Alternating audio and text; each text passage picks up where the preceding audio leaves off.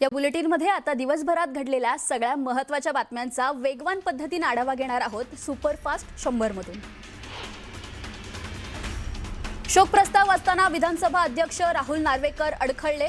नार्वेकरांनी आशाताईंच्या नाही तर मराठी भाषेच्या निधनाचा शोक प्रस्ताव मांडल्याचं म्हणत मनसे अध्यक्ष राज ठाकरेंनी जोरदार टीका केली आहे। विधानसभेत मंत्र्यांच्या अनुपस्थितीच्या मुद्द्यावरून विरोधकांनी सभात्याग केलाय। तर कोण होतास तू, काय झालास तू असं म्हणत शिंदेंनी आदित्य ठाकरेंसह विरोधकांना जोरदार टोला लगावलाय। काल झटका दिला म्हणून त्यांचं मानसिक संतुलन बिघडल्याचा टोला शिंदेंनी विरोधकांना लगावलाय। तर येत्या काळात विरोधकांना आणखी झटके देणार असल्याचंही शिंदेंनी म्हटलंय। ड्रग्ज प्रकरणात प्रत्यक्ष किंवा अप्रत्यक्ष सहभाग आढळलेल्या पोलिसांवर बडतर्फीची कारवाई करण्यात येणार आहे।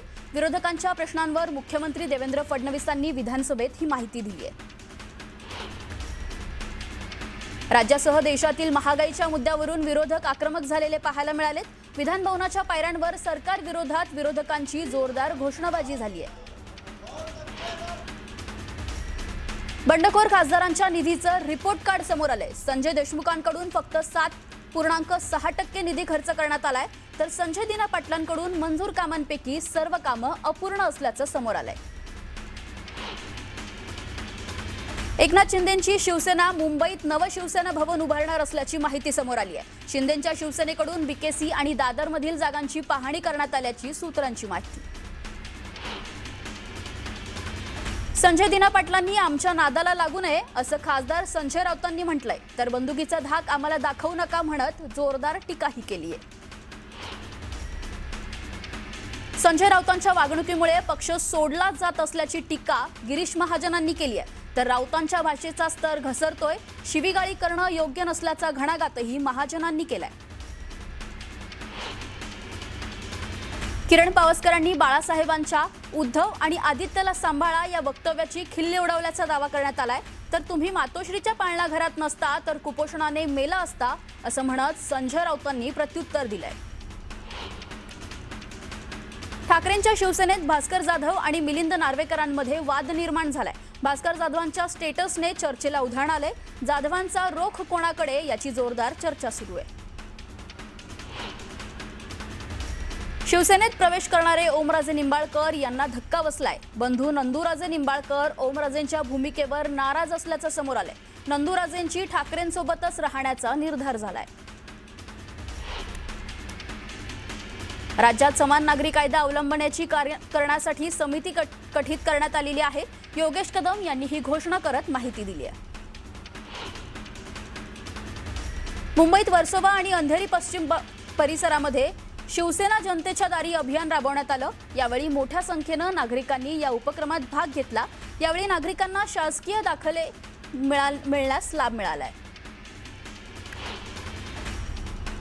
मान्सून विदर्भात दाखल झाला असल्याची माहिती हवामान खात्यानं दिली आहे। पुढील 2 ते 3 दिवस मान्सून पूर्ण विदर्भ व्यापणार आहे। महाराष्ट्रात पश्चिम महाराष्ट्र, मराठवाडा, विदर्भातील बराचसा भाग तर पुणे, मुंबई हा भाग मान्सूननं व्यापला असल्याची माहिती हवामान खात्यानं दिली आहे। तर पुढील 6 ते 7 दिवस पश्चिम महाराष्ट्रात चांगला पाऊस राहील असा अंदाजही वर्तवण्यात आलाय। नागपूर शहरातील काही भागांमध्ये सलग दुसऱ्या दिवशी पावसानं हजेरी लावली आहे। मान्सूनचा विदर्भातील काही भागात प्रवेश झाला असला तरी अद्याप मान्सून नागपूरमध्ये दाखल झाला नसल्याचं हवामान तज्ज्ञांनी म्हटलंय। सलग 2 दिवस पाऊस झाल्यानं शेतकऱ्यांच्या अपेक्षा उंचावल्यात। वाशिमच्या रिसोड तालुक्यात मुसळधार पाऊस झालाय। या पहिल्याच पावसात शेतींमध्ये मोठ्या प्रमाणात पाणी साचलंय। त्या पावसामुळे नाल्यांना पूर आल्याचं पाहायला मिळालंय। मुसळधार पावसामुळे माळुंगजनक, गौंढाळ, मेहकर तर माळुंगजनक ते कुकस फाटा हे 2 मार्ग तब्बल तासभर पूर्णपणे बंद होते। या पावसानं शेतीमधील सुपीक माती वाहून गेल्यानं शेतकऱ्यांचं मोठं नुकसान झालंय। अकोल्यात पावसानं हजेरी लावली आहे, त्यामुळे उकाड्यानं त्रस्त झालेल्या नागरिकांना दिलासा मिळालाय। दरम्यान या पावसामुळे शेतकऱ्यांमध्येही समाधानाचं वातावरण असून खरीप हंगामातील पेरण्यांना वेग येण्याची अपेक्षा आता व्यक्त केली जाते। छत्रपती संभाजीनगर जिल्ह्यातील सिल्लोड, गंगापूर, खुलताबाद तालुक्यामध्ये जोरदार पाऊस कोसळलाय। या पावसामुळे भराडी नदीला पूर आलाय। पावसाला सुरुवात झाल्यानं शेतकऱ्यांमध्ये आनंदाचं वातावरण आहे। अमरावतीत वादळी वाऱ्यासह जोरदार पाऊस झालाय। उकाड्यानं हैराण झालेल्या नागरिकांना मोठा दिलासा मिळालाय। रायगडमध्ये मुसळधार पावसानं हजेरी लावली आहे। पावसामुळे शेतकऱ्यांना मोठा दिलासा मिळालाय। यामुळे शेती कामांना आता वेग येणार आहे। नंदुरबारच्या तळोदा तालुक्यात जोरदार पाऊस झालाय। मुसळधार पावसामुळे निजरा नदीला पूर आलाय। पुलाचं काम अपूर्ण असल्यानं अनेक गावांचा संपर्क तुटल्याचं समोर आलंय। तातडीनं पुलाचं काम करण्याची मागणी आता करण्यात येतेय। अहिल्यानगर जिल्ह्यात अनेक तालुक्यात धोधो पाऊस कोसळत असल्यानं बळीराजा सुखावलाय। खरीप हंगामातील पिकांसाठी पावसाची वाट पाहणाऱ्या शेतकऱ्यांची चिंता आता काहीशी दूर झालेली पाहायला मिळतेय। नाशिकमध्ये पावसाने हजेरी लावली आहे। पहिल्याच पावसात नाशिक शहरात अनेक ठिकाणी पाणी तुंबलंय। यामुळे वाहनधारकांना नाहक अडचणींचा सामना करावा लागतोय।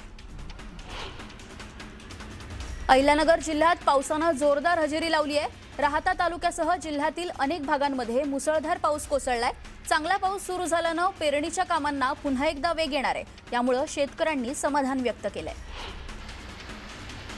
नंदुरबार जिल्ह्यात 2 दिवसांपासून पावसानं हजेरी लावली आहे। पावसामुळे नदी नाले पुन्हा एकदा प्रवाहित झालेले पाहायला मिळतात। मात्र समाधानकारक पाऊस होईपर्यंत पेरणी करू नये असं आवाहन कृषी विभागाकडून शेतकऱ्यांना करण्यात येत आहे। पालघरमध्ये पावसानं जोरदार हजेरी लावली आहे। चिंचणी, कासा, उरसे, मनोर, तलासार भागात मुसळधार पाऊस कोसळलाय। मागील अनेक दिवसांपासून पावसाच्या प्रतीक्षेत असलेल्या पालघरकरांना आता दिलासा मिळालाय। उकाड्यापासून त्रस्त असलेल्या नागरिकांना दिलासा मिळालाय। तर उत्तर पुण्यात अखेर पावसानं हजेरी लावलेली आहे। आंबेगावसह जुन्नर तालुक्यात पावसाच्या हलक्या ते मध्यम स्वरूपाच्या सरी कोसळत असल्यानं शेतकऱ्यांसह नागरिकांमध्ये समाधानाचं वातावरण आहे। तरीही अजून पेरणीयोग्य पाऊस झालेला नाही। दमदार पावसाची प्रतीक्षा अजूनही शेतकऱ्यांमध्ये कायम आहे। रत्नागिरी जिल्ह्यात आज सकाळपासून पावसानं दमदार हजेरी लावली आहे। कालपासून मुसळधार पाऊस कोसळतोय।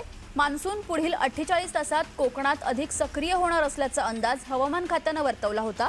पावसाअभावी दुबार पेरणीची चिंता निर्माण झालेल्या शेतकऱ्यांना आता मोठा दिलासा मिळालाय। रत्नागिरीतील खेड तालुक्यात मुसळधार पावसानं हजेरी लावली आहे। संततधार पावसामुळे शहरासह अनेक सखल भागांमध्ये पाणी साचले। दरम्यान मुसळधार पावसाचा परिणाम मुंबई गोवा महामार्गावरील वाहतुकीवरही झालाय। मुसळधार पावसाचा फटका दापोली तालुक्यातील चंद्रनगर परिसराला बसलाय। चंद्रनगर येथील रमेश भुवड यांच्या हॉटेल पायसदांमध्ये सुमारे 60 फूट लांबीची पक्की कंपाऊंड वॉल आज सकाळी कोसळली। सततच्या पावसामुळे पाण्याचा दबाव वाढल्यानं ही भिंत कोसळल्याचा प्राथमिक अंदाज व्यक्त केला जातोय। या घटनेत लाखोंचं नुकसान झालं असून सुदैवानं कोणतीही जीवितहानी झालेली नाहीये। भिंत मुख्य रस्त्यालगत कोसळल्यानं वाहन चालकांना सावधानगिरी बाळगण्याचं आवाहन करण्यात आलंय। भुसावळ शहरातील खडका रोडवरील ग्रीन पार्क गेट समोर असलेल्या गटारी व नाल्यांमध्ये मोठ्या प्रमाणात कचरा साचलाय। यामुळे परिसरातील नागरिकांच्या आरोग्याला धोका निर्माण झालाय। तातडीनं नालेसफाईसह स्वच्छता करण्याची मागणी करण्यात आली आहे। टँकरनं पाणी पुरवून उपकार करत नाही। मेळघाट्यातील भीषण पाणी टंचाईवरून उच्च न्यायालयानं राज्य सरकारला फटकारलंय। पिण्यायोग्य पाणी मिळणं हा मूलभूत अधिकार असल्याचंही न्यायालयानं म्हटलंय। चंद्रपूर जिल्ह्यातील राजुरा तहसील कार्यालयात आज एका शेतकऱ्यानं बैलावर बसून प्रवेश केलाय। तातडीनं सरसकट कर्जमाफी देण्याची मागणीही करण्यात आली आहे। ताडोबा व्याघ्र प्रकल्पातील सर्व वाहनं ईव्हीमध्ये परिवर्तित करण्यासाठी प्रस्ताव तयार करण्यात आलाय। केंद्रीय मंत्री नितीन गडकरी यांनी ताडोबा प्रशासनाला निर्देश दिले आहेत। ताडोबातील सर्व वाहनं ईव्हीमध्ये परिवर्तित करणार केंद्रीय मंत्री नितीन गडकरी यांनी प्रशासनाला तसे निर्देश दिलेत।